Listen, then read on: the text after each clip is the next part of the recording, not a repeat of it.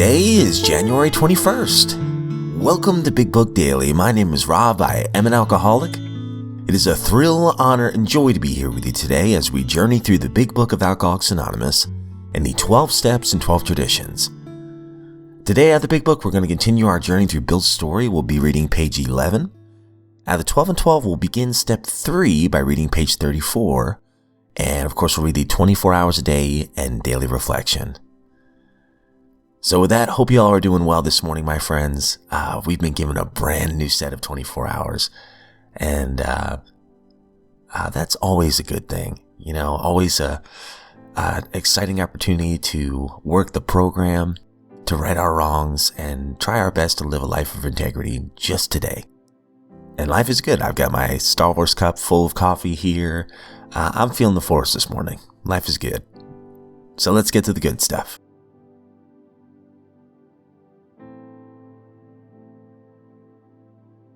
Okay, so if you recall from yesterday's reading, Bill has had some dinner with a friend, Ebby Thatcher. And of course, you know, he pushed a drink Ebby's way, and that didn't really go well. Ebby said, "No, thank you. I don't drink. I've got religion."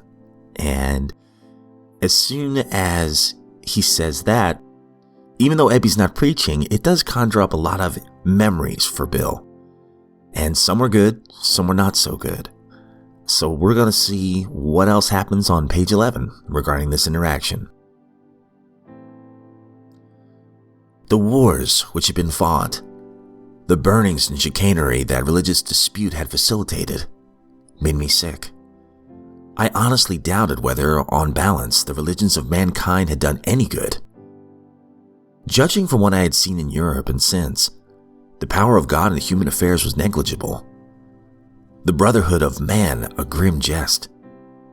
If there was a devil, he seemed boss universal, and he certainly had me.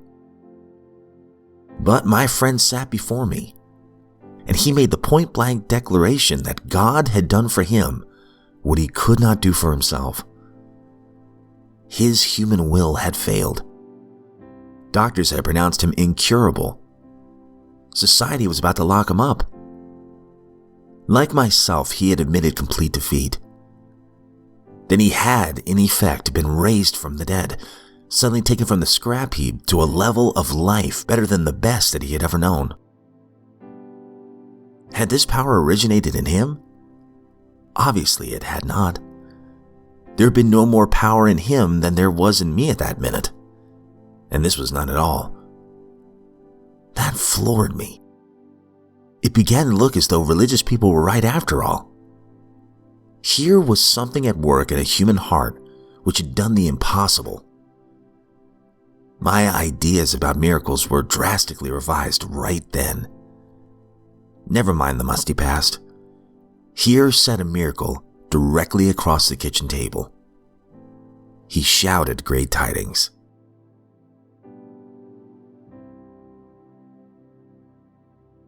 At the 12 and 12, we're on step 3. Made a decision to turn our will and our lives over to the care of God as we understood Him. Practicing step 3 is like the opening of a door which, to all appearances, is still closed and locked. All we need is a key, and the decision to swing the door open. There is only one key, and it is called willingness.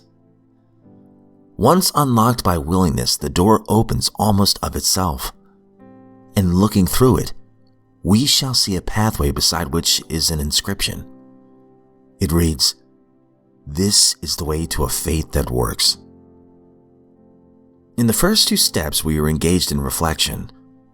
We saw that we were powerless over alcohol, but we also perceived that faith of some kind, if only in AA itself, is possible to anyone. These conclusions did not require action. They required only acceptance.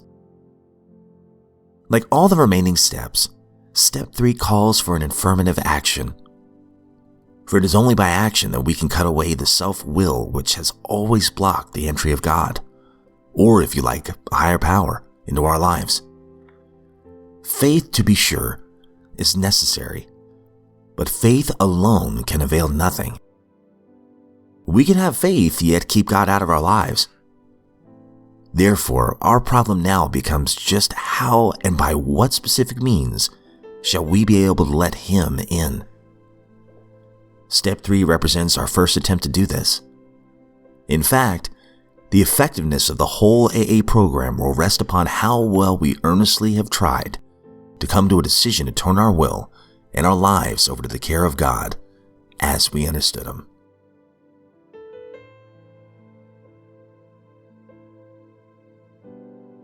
"24 hours a day, January 21st. AA thought for the day. To grasp the AA program, we have to think things out. St. Paul said, "They are transformed by the renewing of their minds." We have to learn to think straight.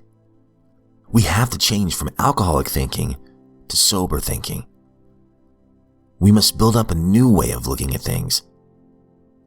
Before we came into AA, we wanted an artificial life of excitement and everything that goes with drinking. That kind of life looked normal to us then. But as we look back now, that life looks the exact opposite of normal. In fact, it looks almost abnormal. We must re-educate our minds. Am I changing from an abnormal thinker to a normal thinker? Meditation for the day.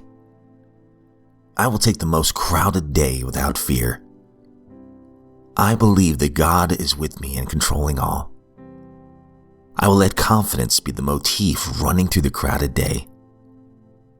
I will not get worried because I know that God is my helper. Underneath are the everlasting arms. I will rest in them, even though the day be full of things crowding in on me. Prayer for the day. I pray that I may be calm and let nothing upset me. I pray that I may not let material things control me and choke out spiritual things.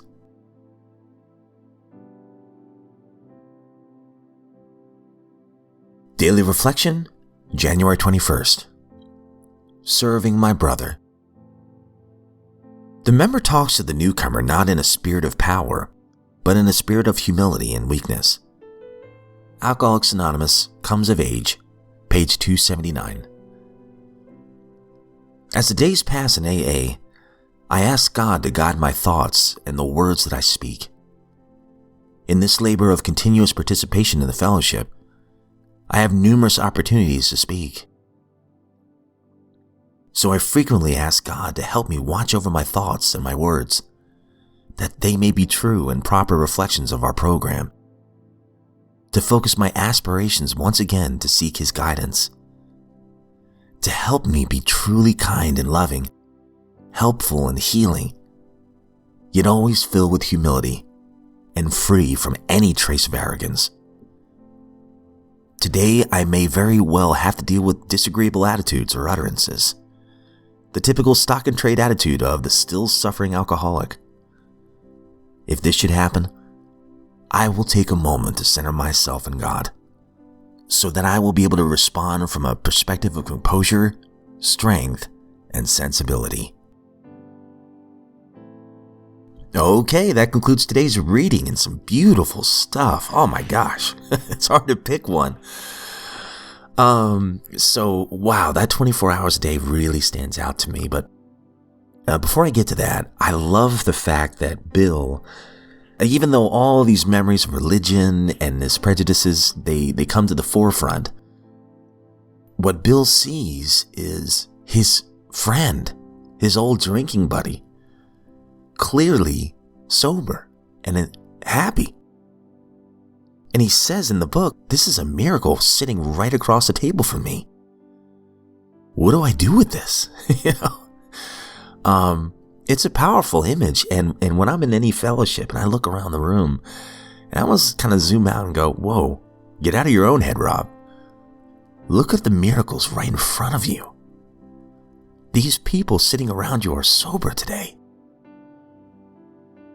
That alone bolsters my faith, and what a powerful reminder that my higher power is working. And that kind of ties into the 24 hours a day. I will take most of the crowded day without fear. Does anyone else have a crowded day on the job? I believe that God is with me in controlling all. I will let confidence be the motif running through the crowded day. But I think the way I take that is not confidence necessarily in me, but confidence in my higher power and what he can do even through somebody like me.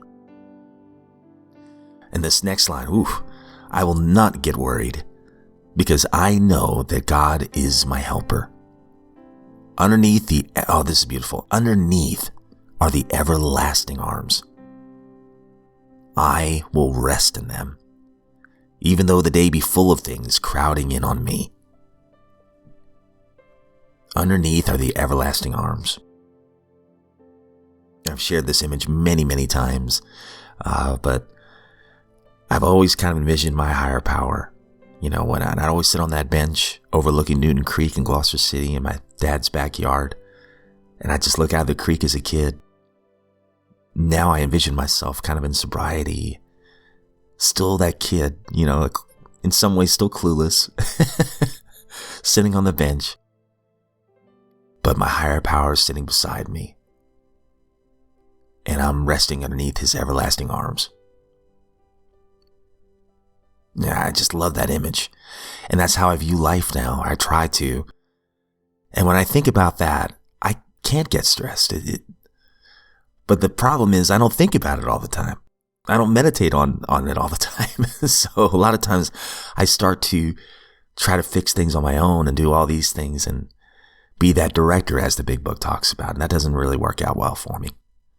But all I have to do is start the day over at any time. I can just slow down, realize that I might not be in control, but I know the one who is. And I can choose to trust in him and rest underneath his everlasting arms. And I love this prayer for the day. I pray that I may be calm and let nothing upset me. Usually when I let something upset me, it's because I make some kind of agreement with what's been said about me or whatever. But that's a choice that I'm making. I didn't know that. But this following line right here, I pray that I may not let material things control me and choke me out of spiritual things. Last thing I'll say, and I'll shut up, I promise, but all I have to do is go back through my life. And I see that every problem that I faced, even the stuff I faced last week, my higher power carried me through. I have lived to tell about it here on January 21st of 2026. I'm going to be okay. And that just bolsters my faith in my higher power. He's always been there. As I said, I think it was yesterday.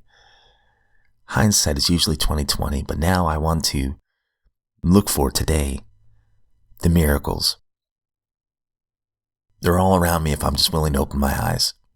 And he's working too. So with all that, my friends, that's all we got time for today. I hope you have a great one today.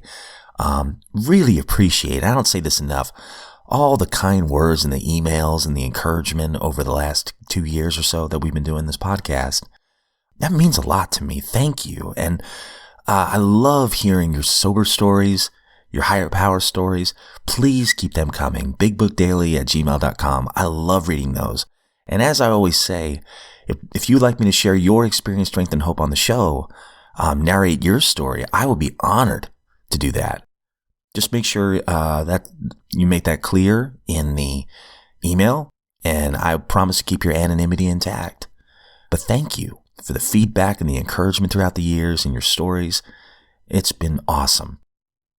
And it blows my mind who's listening. I mean, we hear people from Ireland, the Netherlands, Wales, England. It's incredible where people reach out from. And as far as I know, I've never promoted an episode. I don't know if I'm breaking tradition by doing that. So this has all just been from, I guess, Spotify's directory, Apple's directory, and word of mouth. But if I zoom out again, maybe this is my higher power working. Who knows? But anyway, thank you for that. And if you are sober today, my friend, you're a miracle.